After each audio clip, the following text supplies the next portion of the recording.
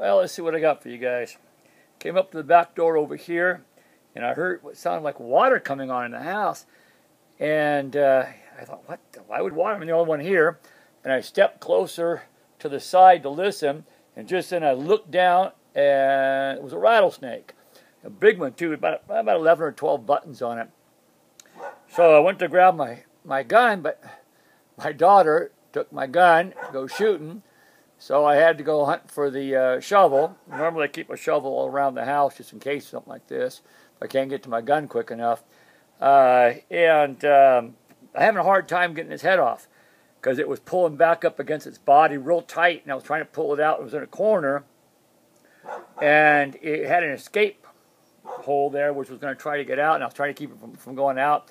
And I fought it for a while. Finally got the head. I didn't get it behind the head as close as I like to get it. But I finally got it, and it took a while to get it off. And it's been dead now a little bit. I've had its head cut off a little bit now. And you can see it's still moving around. If you take a look at it here, you see it's still, I can feel it. There it goes. See, it's pulling up. I'm not doing that. It's pulling up on its own. And you can see here, find my camera part here, where I had to cut the head off. See, there it goes. See, it's still moving around. And it's been just a little bit since I cut it off. These are quite common up here in Coarse Gold, California. Unfortunately, over the past 25 years, I've probably killed 60 or 70 of them. The worst one was the one I found in my house. And it was on the living room floor. I had a little tough time with him, getting him. What I don't like is, I've got dogs, and sometimes there's little kids over here, and I worry about that. Okay? Normally I don't see them out this early, but because of the drought and the really hot weather, coming out a little bit early. This is the 1st of May, or let's see, the 2nd of May, and you can see them still moving around. You see, the nerves are still working, and its muscles are still reacting. Look at that. This is a western rattlesnake, diamondback rattlesnake. You can see the diamonds on it.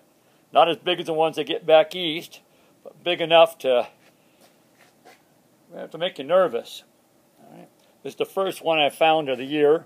Normally we come across 2 or 3 or 4 throughout the year, and they range in size from little bitty ones, which are sometimes the worst, to fairly good sized ones like this. This isn't the biggest one I've killed up here, but it was the closest I got. I was within about 12 inches of this snake, and it was getting ready to strike when I caught it out of the corner of my eye at the last second, fortunately. You can see the, like I say, you can see a number of rattles.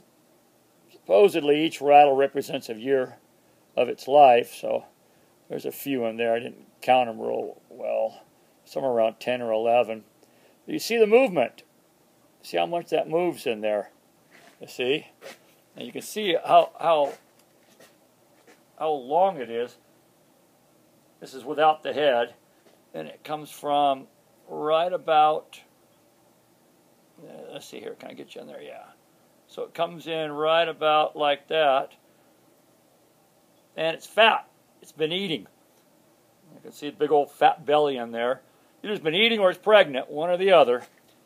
So there you go, diamondback rattlesnake, Coarse Gold, California.